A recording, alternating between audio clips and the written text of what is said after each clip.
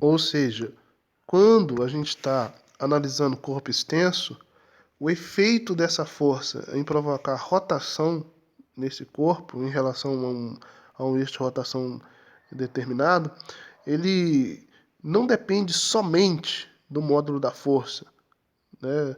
Não depende somente de quanta força eu estou exercendo para esse sistema entrar em rotação, mas depende de uma maneira igual da posição onde essa força será efetuada, onde essa força atuará nesse sistema. Porque dependendo de onde você vai efetuar a força para colocar o sistema em rotação, em algumas posições você deverá fazer uma força maior para esse sistema girar, e em outras posições a sua força pode ser menor e o sistema girará da mesma maneira. Então existe no estudo da rotação uma necessidade de relacionar a força aplicada com a distância do ponto de atuação dessa força até o eixo de rotação que você está analisando. E essa distância ela é inversamente proporcional à força. Ou seja, se você atua em uma certa distância em relação ao eixo de rotação, quando você se aproxima do eixo, a força que você tem que efetuar para o sistema girar, ela fica cada vez maior, enquanto você diminui a distância. Enquanto você aumenta a distância, a força que você efetua fica cada vez menor. Isso é um fator muito importante e ele está relacionado, como eu já falei anteriormente, com as máquinas simples, né? Máquina simples, na verdade, é um mecanismo físico, né? Um sistema físico que permite ao homem exercer um certo trabalho com o menor esforço físico possível, né? E as máquinas simples têm uma importância histórica grande porque na antiguidade aquelas obras, aquelas construções da pirâmide e demais feitos que o homem realizou, deslocando corpos de grande massa, né, até mesmo contra a força da gravidade, hoje sabemos que foram possíveis por causa das máquinas simples, né? As alavancas, as roldanas, os planos inclinados.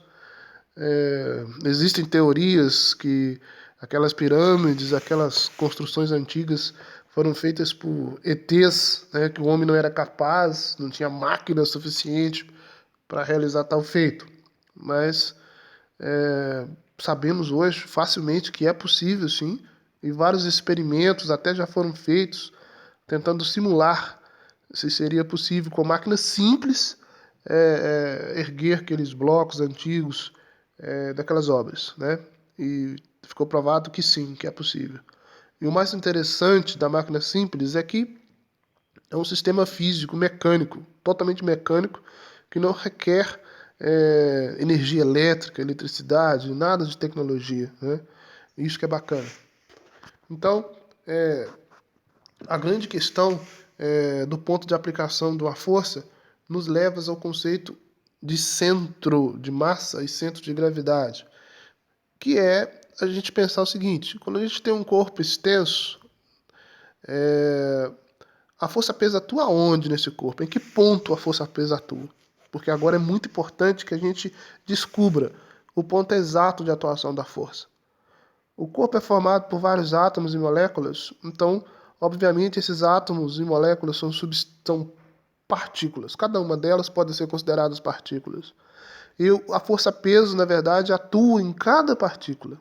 Então, nós temos, na verdade, um corpo extenso, um monte, milhares, bilhões de vetorzinhos, forças, pesos apontados para baixo. Como já sabemos, o peso é uma força vertical, aponta sempre para baixo, para o centro da Terra. Então, obviamente, o que a gente tem aí é um sistema de forças. E a força resultante é a soma de todas as forças que atuam nesse corpo. Teremos, então, uma única força resultante, que é o que a gente chama de peso total do corpo, vertical, apontado para baixo. E este peso ele vai atuar no que a gente chama de centro de gravidade ou centro de massa. E a ideia do centro de gravidade e centro de massa é, embora eu tenha um corpo extenso, muito grande, com uma estrutura não simétrica, por exemplo, a gente pode estudar esse corpo considerando que, na verdade, a força-peso ela atua em seu centro de massa e todo esse corpo com sua massa pode ser substituído por uma partícula de massa igual, posicionada exatamente no seu centro de massa. Com isso, a gente consegue estudar sistemas complexos de uma maneira muito mais fácil, né? Só para a gente ter uma ideia aqui, quando você lança, por exemplo, um corpo para cima,